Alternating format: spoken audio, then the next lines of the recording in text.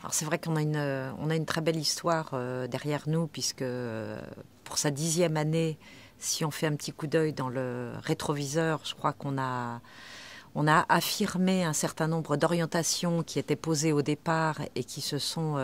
renforcées et développées au cours du travail qui a été mené donc ces 10 dernières années. Donc ça a été beaucoup d'abord un travail autour de l'image et puis de fédérer ce que nous pressentions comme potentiel sur notre territoire, c'est-à-dire de très nombreux potentiels économiques. Bien évidemment, l'aspiration aussi à développer des filières de formation. Certaines étaient d'ailleurs déjà présentes, mais de les renforcer. Et surtout, de mettre en synergie tous ces différents acteurs pour leur permettre donc de s'enrichir les uns les autres, de créer une sorte de décloisonnement qui est plutôt un mode de fonctionnement un peu traditionnel, pour conforter ce qui était l'avenir de ce territoire, c'est-à-dire cette filière image. Et c'est vrai que si je maintenant me tourne vers l'avenir, donc je me rends compte qu'on a su, modestement, je dirais, s'adapter aux évolutions qui sont considérables et qui vont extrêmement rapidement dans ce secteur. Il s'explique d'ailleurs aujourd'hui qu'avec notre nouveau nom, on est notamment substitué au terme image, le terme média, parce que c'est bien dans tous les champs des médias que s'exerce aujourd'hui notre activité, et puis qu'on l'ait élargi sur la base d'un territoire qui était avant celui du nord-est parisien, maintenant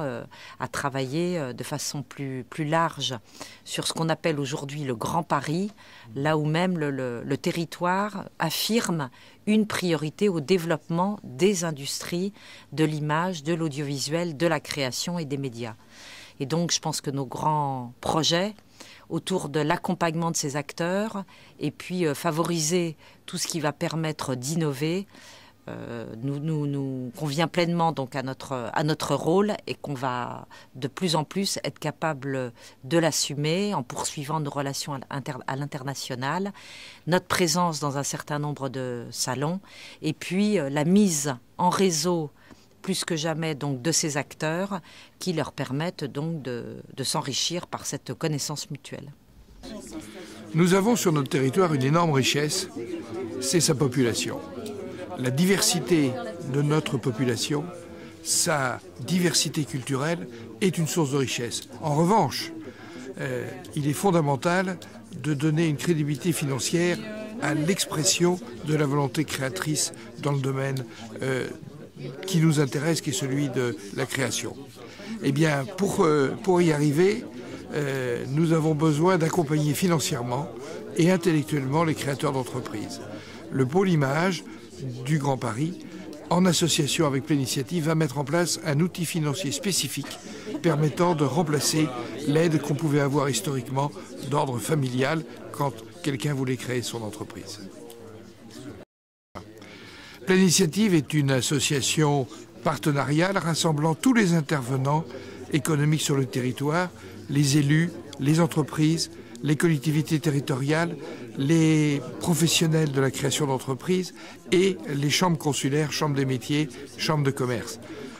Tous se retrouvent dans l'association Pléninitiative pour organiser la solidarité autour de la création d'entreprise. Et la création d'entreprise, c'est non seulement permettre à des hommes et des femmes de notre territoire d'aller jusqu'au bout de leur projet personnel, mais c'est aussi la création d'un véritable savoir, de création de compétences. Et ces savoir-faire, ces compétences, c'est la vraie richesse d'un territoire, et nous y contribuons. Le pôle image du Grand Paris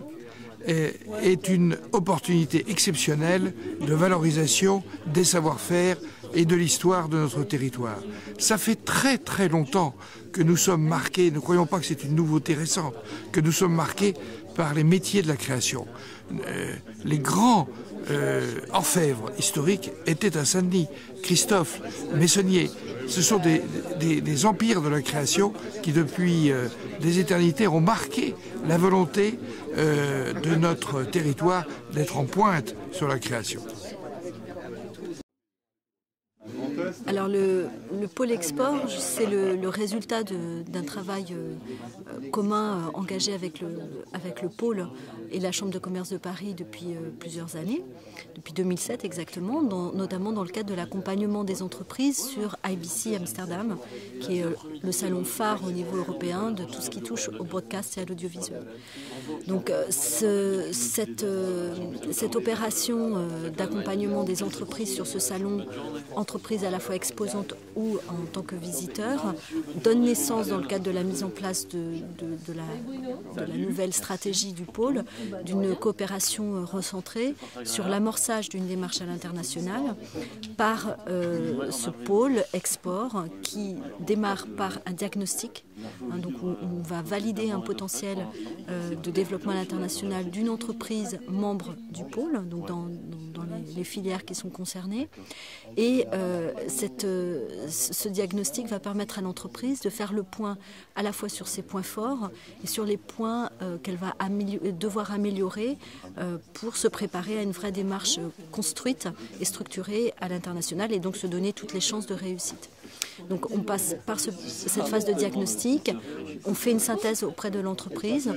on fait des préconisations et derrière on développe un plan d'action avec son accord, soit sur des actions qui vont être très individualisées par rapport à un projet qui serait vraiment spécifique, ou sur des actions qui sont plus d'ordre collectif, où là les entreprises vont aussi bénéficier du phénomène de groupe et de réseau. Voilà, donc ça a démarré au mois de décembre et ça va se poursuivre à travers l'action IBC évidemment et puis d'autres actions collectives qui vont se mettre en place dans les prochains mois et peut-être prochaines années puisqu'on se projette vraiment sur du moyen long terme. Oui, donc sur la question du partenariat entre Cap Digital, le pôle de compétitivité et le pôle média du Grand Paris, la question, en tout cas la réflexion a été très simple. Nous souhaitions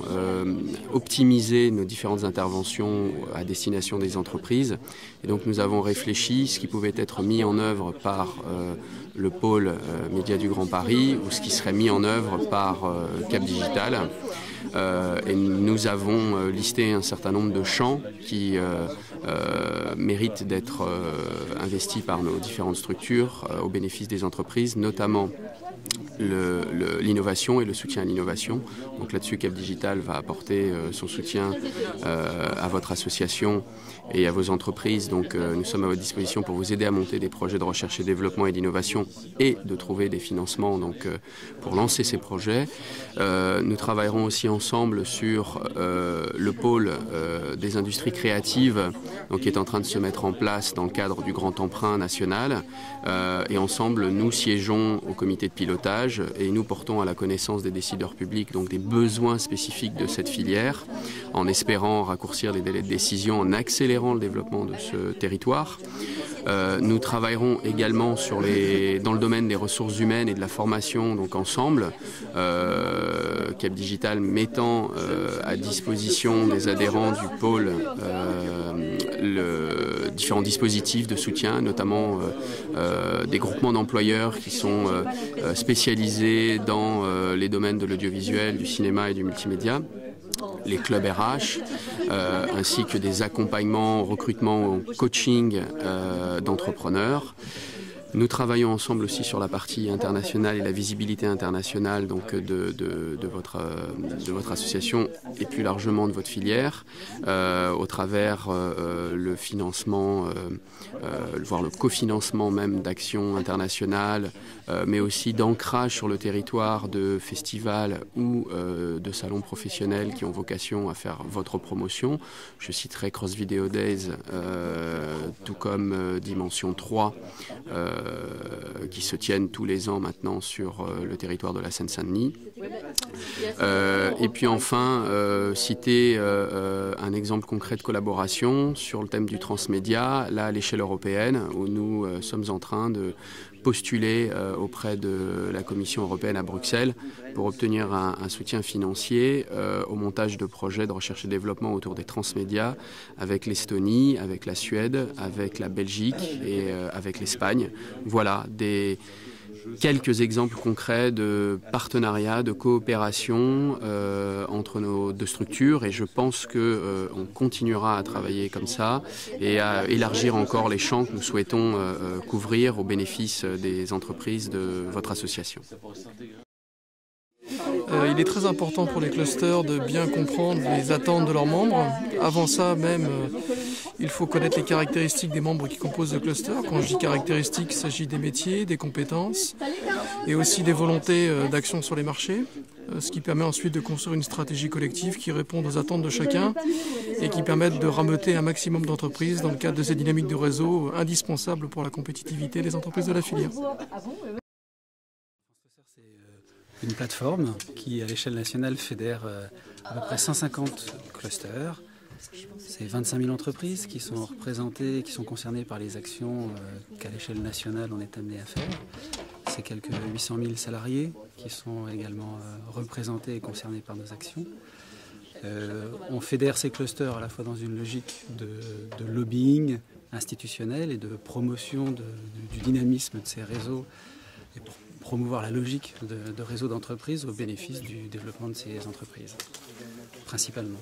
Alors ce qu'on apporte aux clusters qui sont membres du réseau, c'est à la fois un lieu d'échange entre les cellules d'animation des clusters qui partagent tous des mêmes préoccupations, qu'on soit dans la transformation du poisson ou qu'on soit dans le jeu vidéo ou dans les médias.